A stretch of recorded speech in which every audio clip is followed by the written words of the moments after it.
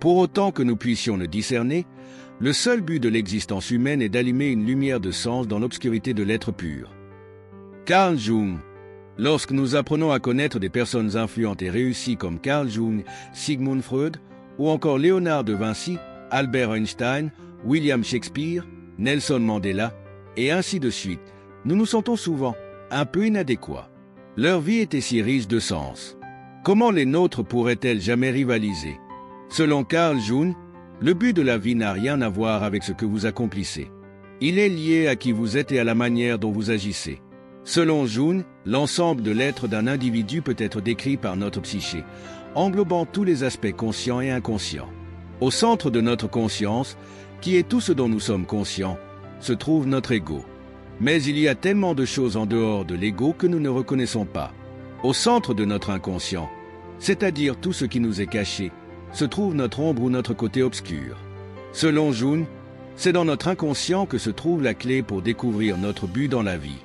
En effet, le but de votre vie n'est pas quelque chose d'objectif ou d'universel, il est unique à vous.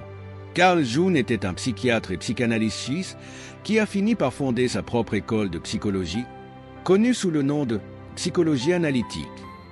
Sa philosophie est souvent appelée philosophie jungienne.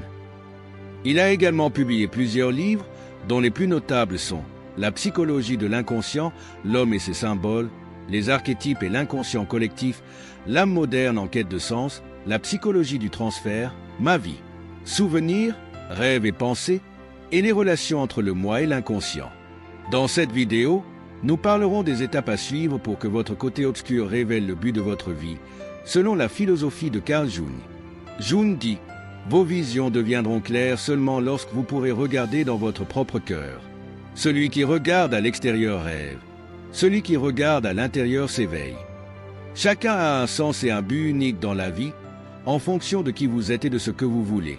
Par conséquent, vous devez savoir qui vous êtes avant de pouvoir commencer à déterminer le but de votre vie. Beaucoup de gens pensent bien se connaître. Vous pourriez penser que vous êtes familier avec vos traits, forces, faiblesses et désirs, et être tenté de plonger directement dans la recherche du but de votre vie. Cependant, pour vraiment vous connaître, vous devez faire ce que Jung appelait la réalisation de soi. Chaque personne est composée à la fois de parties conscientes et inconscientes, les aspects de nous-mêmes dont nous sommes conscients et ceux qui nous sont cachés. L'ombre, ou le côté obscur, est la partie cachée de notre inconscient qui contient des désirs, des émotions et des traits réprimés. Par exemple, votre ombre pourrait contenir des sentiments de paresse, d'envie ou de colère, ainsi que des passe-temps ou des intérêts dont vous avez honte ou que vous souhaiteriez avoir dépassé. Parce que l'ombre réside dans l'inconscient, vous n'êtes souvent pas conscient de ce qu'elle contient. Ces traits ont été réprimés et ignorés si longtemps qu'ils ne remontent plus à la surface de vos pensées.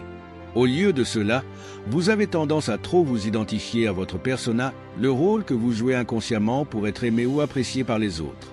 Cette personne agit comme un masque que vous portez lorsque vous interagissez avec le monde et vous pouvez avoir plusieurs masques pour différentes situations. Vous réconcilier avec votre ombre nécessite un effort sincère. Faire un travail sur l'ombre ou apprendre à connaître votre côté obscur, comme l'appelait Jung, implique de prendre régulièrement du recul et de réfléchir à votre comportement, à vos pensées et à vos sentiments dans la vie quotidienne. Cela peut se faire par le journal intime ou la méditation. Demandez-vous, pourquoi ai-je agi de cette manière? Est-ce que cela semblait authentique? Pourquoi ou pourquoi pas? Quel était mon instinct initial dans une situation donnée? Comment me sentirais-je si les rôles étaient inversés? Il s'agit de vous interroger comme si vous questionniez quelqu'un d'autre. Jung a souligné qu'apprendre à connaître votre ombre ne signifie pas vous identifier à elle. Vous n'avez pas à vous définir par les traits que vous cachez habituellement. Par exemple, si votre ombre abrite de la colère, vous n'avez pas besoin de vous considérer comme une personne colérique. Au lieu de cela, reconnaissez simplement l'existence de ces traits et acceptez qu'ils font partie de vous. Une autre manière dont vos traits cachés de l'ombre se manifestent souvent est à travers le jugement des autres. Les traits ou comportements que vous détestez chez les autres sont souvent ceux que vous craignez en vous-même. C'est ce qu'on appelle la projection. Ainsi, chaque fois que vous vous sentez en colère ou irrité par le comportement de quelqu'un d'autre, prenez un moment pour vous demander « Est-ce que j'exhibe cette tendance? Sinon, pourquoi pas? Cela pourrait-il être un trait de mon ombre ?» Selon Jung, Ceux qui jugent sévèrement l'égoïsme répriment souvent leurs propres pensées égoïstes, et ceux qui sont intolérants envers l'impatience des autres peuvent lutter contre leurs propres tendances impatientes. En prenant le temps chaque jour de vous asseoir, peut-être de tenir un journal et de vous poser ces questions introspectives, vous commencez à faire passer l'inconscient à la conscience en apprenant vraiment à vous connaître. Il est important de continuer à faire un travail sur l'ombre régulièrement. À mesure que vous changez, il y a toujours plus à découvrir. Faire de ce travail une habitude est essentiel pour vous rapprocher continuellement d'une vie pleine de sens. Jung a dit « Je n'aspire pas à être un homme bon. J'aspire à être un homme entier. » Maintenant que vous avez découvert votre inconscient et peut-être des traits sombres moins désirables, vous pourriez vous demander « Comment cela peut-il m'aider à sauver ma vie ?» En fait, vous pourriez vous sentir moins bien après cette réalisation de soi, car vous ne pouvez plus ignorer tous vos côtés mauvais. Jung a reconnu que découvrir qui vous êtes vraiment est un processus intensément douloureux et effrayant. Beaucoup de gens pensent qu'en réprimant les mauvaises parties d'eux-mêmes, en ne les montrant jamais, ils peuvent s'en débarrasser complètement. Mais ignorer quelque chose ne le fait pas disparaître. Réprimer les traits de l'ombre donne souvent plus de pouvoir à ces traits. Ils se développent profondément en vous, puis lorsque vous êtes fatigué, stressé, émotionnel ou à un point de rupture, ils éclatent soudainement. Les personnes qui ne reconnaissent pas leur colère sont celles qui ont des crises de colère effrayantes de temps en temps. Les personnes qui ignorent leur paresse finissent par souffrir d'épuisement professionnel. Alors, maintenant que vous connaissez réellement votre ombre, vous pouvez enfin faire quelque chose avec elle. Tout ce que vous trouvez dans votre ombre, vos traits sombres, rendez-les utiles. La colère, par exemple, n'est mauvaise que si elle est excessive ou injustifiée. Mais lorsque quelqu'un vous fait vraiment du mal, la colère peut vous aider à vous défendre. La question que vous devriez vous poser, quand est-il juste d'agir sur une émotion et quand est-il préférable de ne pas le faire? Quand dois-je m'appuyer sur mon masque et ma persona et quand n'ai-je pas à le faire? En pensant à vos émotions de cette manière nuancée, plutôt que de les considérer comme mauvaises ou bonnes, vous améliorerez considérablement votre vie et votre bien-être. L'envie peut être une motivation. La paresse peut vous apporter un repos bien nécessaire.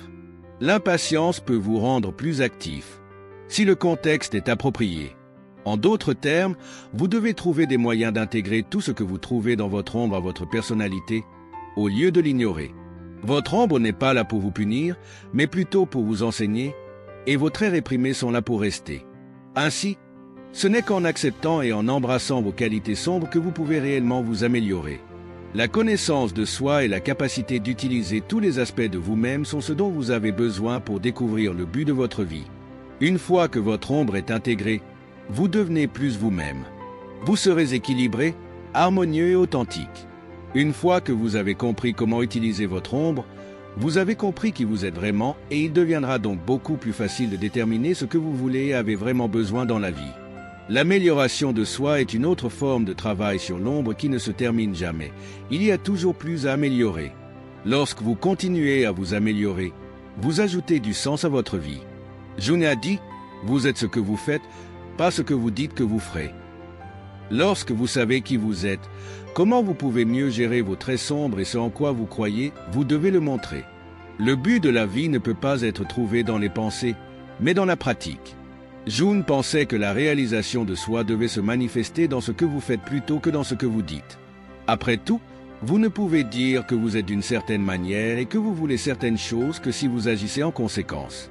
Cela signifie que vous ne devriez pas vivre votre vie de manière réactive. Ne réagissez pas seulement à ce qui vous arrive, mais initiez également quelque chose dans votre vie. Au lieu d'attendre que les gens deviennent vos amis, faites l'effort de vous faire des amis. Au lieu d'attendre cette promotion, élaborez un plan et poursuivez-le. Et au lieu d'attendre que votre vie atteigne le sens que vous voulez qu'elle ait, donnez un sens à votre vie par vos actions. Actuellement, la plupart d'entre nous vivons de manière réactive, même ceux qui cherchent activement à explorer leur ombre et à s'améliorer.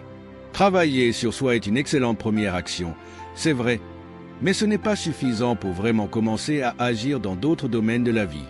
En fait, après avoir fait un travail sur l'ombre, on pourrait penser qu'on peut maintenant se détendre. Mais se détendre dans sa vie, c'est ce qui vous empêche de trouver un sens. Mais comment commencer à vivre activement? Simple, en vous mettant au défi. Lorsque vous avez pris les mesures pour explorer continuellement votre ombre et vous améliorer en fonction de ce que vous trouvez, vous devez également continuer à prendre des mesures supplémentaires. Posez-vous fréquemment des questions comme « En quoi est-ce que je crois ? Quelles croyances spirituelles ou religieuses ? Quels principes moraux ? Quelles valeurs ? Comment est-ce que j'agis au quotidien ? Qu'est-ce que je veux faire cette année ? Et dans les 5 prochaines années, comment est-ce que je veux contribuer au monde ? Qu'est-ce que j'attends des autres ? » Vous pourriez tenir un journal sur ces questions ou méditer dessus. Les réponses sont des indices clairs sur les actions à entreprendre. Vous pourriez, par exemple, vouloir devenir un auteur publié. Beaucoup de gens le veulent. Mais beaucoup de ceux qui veulent devenir des auteurs publiés ne prennent pas non plus de mesures pour atteindre cet objectif. Ils attendent que l'inspiration frappe, que leur emploi du temps se libère, et finalement que le livre s'écrive tout seul. Ils vivent encore de manière réactive. Lorsque le moment sera venu, le livre coulera tout seul. Ou du moins, c'est ce qu'ils pensent. Alors, que devrait changer un aspirant auteur qui prend réellement des mesures ? Un aspirant auteur qui agit écrirait fréquemment, selon un horaire fixe, qu'il en ait envie ou non. Lorsqu'il est bloqué, il chercherait activement des conseils ou des exercices pour l'aider à avancer. Il terminerait une histoire, sinon par motivation, alors par discipline. Et ensuite, il contacterait activement des personnes dans l'industrie de l'édition, comme des agents littéraires.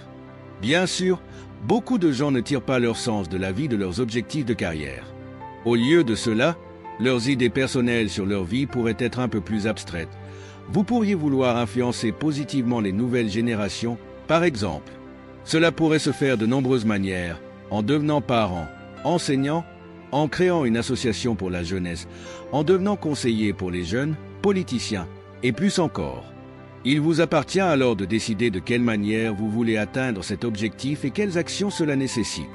Chaque fois que vous vous posez des questions sur vos morales et vos croyances, vous devrez décider de quelle manière vous pouvez travailler pour les atteindre et quelles actions vous devez entreprendre. Il est tout à fait possible de survivre en vivant de manière réactive, mais il n'est pas possible de trouver un sens dans une vie réactive. Le sens nécessite de l'action. Jung a dit un jour, là où est votre peur, là est votre tâche. L'une des principales raisons pour lesquelles les gens vivent de manière réactive n'est pas la paresse et souvent même pas un manque de motivation. La plupart du temps, l'évitement de l'action résulte de la peur. L'action nécessite un risque, ce qui peut être effrayant. Lorsque vous avez une idée pour un livre, vous devez risquer d'être déçu par votre propre écriture pour la mettre sur papier. Une fois que vous avez écrit un livre, vous devez être prêt à affronter de nombreux rejets si vous voulez le faire publier. Chaque action que vous entreprenez peut entraîner quelque chose de négatif. Vous devez être courageux pour être actif. Le courage ne vient pas d'un manque de peur. La peur ne doit pas être évitée. Si vous le faites, elle retournerait dans votre ombre et gouvernerait votre vie encore plus. Au lieu de cela, elle doit être reconnue. Lorsque vous devez prendre une certaine action mais que vous vous sentez incapable de le faire, demandez-vous pourquoi. Avez-vous peur ? De quoi avez-vous peur ? Quelles sont les choses qui pourraient mal tourner? Et comment pourrez-vous y faire face?